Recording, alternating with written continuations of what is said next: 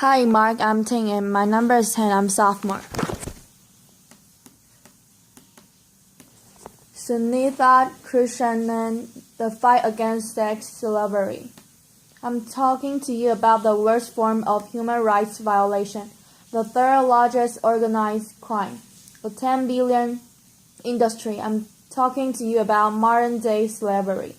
I'd like to tell you the story of these three children, Prithia, Shashin, and Holly. Prithia's mother was a woman in prostitution, a prostitute person. She got infected with HIV, and towards the end of her life, when she was in the final stage of AIDS, she could not prostitute. So she sold 4-year-old Prithia to a broker. By the time we got the information, we reached there. Prithia was already raped by 3 men. Shahin's background I don't even know. We found her in a railway track, raped by many men. I don't know many. But the indications of that on her body was that her intestine was outside her body. And when we took her to the hospital, she needed 32 stitches to put back her intestine into her body. We still don't know who her parents are, who she is. All that we know that hundreds of men had used her brutally. And Holly's father, a drunkard, sold his child for pornography. You are seeing here images of 3 years, 4 years old, and 5 years old children who have been trafficked for commercial sexual exploitation in this country and across the globe. Hundreds and thousands of children as young as 3, as young as 4, are sold into sexual slavery. But that's not the only purpose that human beings are sold for. They are sold in the name of adoption. They are sold in the name of organ trade. They are sold in the name of forced labor, camel jacking, anything, everything. I work on the issues of commercial sexual exploitation, and I tell you stories from there. My own journey to work with these children started as a teenager. I was 15 when I was gang raped by a man. I don't remember the rape part of it so much as the anger part of it. Yes, there were 8 men who defiled me, raped me, but that didn't go into my consciousness. I never felt like a victim then or now. But what lingered from then till now, I'm 40 today, is the huge, outrageous anger. 2 years, I was ostracized. I was stigmatized. I was isolated because I was a victim. And that's what we do to all traffic survivors. We, as a society, we have PhDs in victimizing a victim. Right from the age of 15, when I started looking around me, I started seeing hundreds and thousands of women and children who are left in sexual slavery-like practices, but have absolutely no respite, because we don't allow them to come in. Where does their journey begin? Most of them come from very opulent families, not just poor. You have even the middle class sometimes getting trafficked. I had this IS officer's daughter, who is 14 years old, studying in 9th standard, who was raped, chatting with one individual, and ran away from home because she wanted to become a heroine who was trafficked. I have hundreds and thousands of stories of very, very well-to-do families and children from well-to-do families who are getting trafficked. These people are deceived at first. 99.9% of them resist being inducted into prostitution. Some pay the price for it. They're killed. You don't even hear about them. They are voiceless, nameless people. But the rest who succumb into it go through everyday torture because the men who come to them are not men who want to make you your girlfriends or who want to have a family with you. These are men who buy you for an hour, for a day, and use you, throw you. Each of the girls that I have rescued more than 3,200 girls. Each of them tell me one story in common. One story about one man, at least, putting chill powder in her vagina. One man taking a cigarette and burning her. One man whipping her. We are living among those men. They are our brothers, fathers, uncles, cousins, all around us, and we are silent about them. We think it is easy money. We think it is shortcut.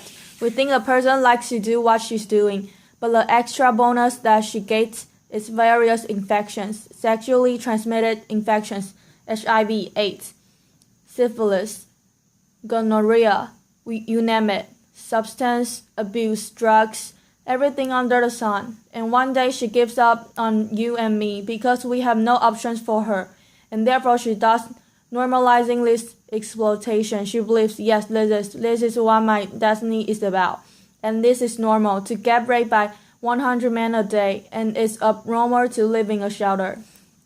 It's abnormal to get rehabilitated. It is in that context that I work. It is in that context that I rescue children. I rescue children as young as 3 years, and I've rescued women as old as 40 years. When I rescue them, one of the biggest challenges I had was where do I begin? Because I had lots of them who were already HIV infected.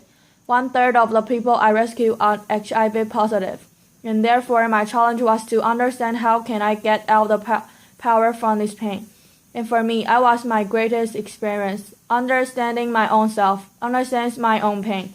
My own isolation was my greatest teacher, because what we did with these girls is to understand their potential. You see a girl here who is trained as a welder. She works for a very big company, a workshop in Hyderabad, making furniture. She earns about 12,000 rupees. She's an illiterate girl, trained, skilled as a welder. Why welding and why not computers? We felt. One of the things that these girls had is immense amount of courage. They did not have any products inside their body, hijabs inside themselves. They've crossed the barrier of it, and therefore they could fight in a male-dominated world very easily and not feel very shy about it. We have trained girls as carpenters, as masons, and as security guards, as cab drivers, and each one of them are excelling in their chosen field, gaining confidence, restoring dignity, and building hopes in their own lives. These girls are also working in big construction companies like Ramkey Construction as masons, full-time masons. What has been my challenge? My challenge has not been the traffickers who beat me up. I've been beaten up more than 14 times in my life. I can't hear from my right ear. I've lost a staff of mine who was murdered while on a rescue. My biggest challenge is society. It's you and me. My biggest challenge is your blocks to accept these victims as our own.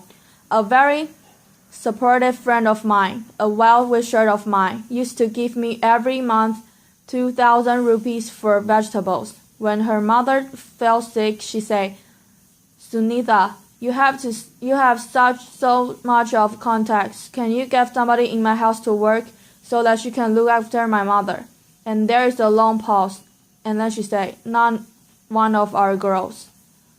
It's very fashionable to talk about human trafficking in this fantastic A2C hall. It's very nice for discourse, making films and everything, but it's not nice to bring them to our home.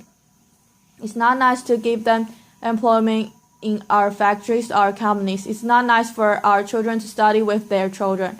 There it ends. That's my biggest challenge.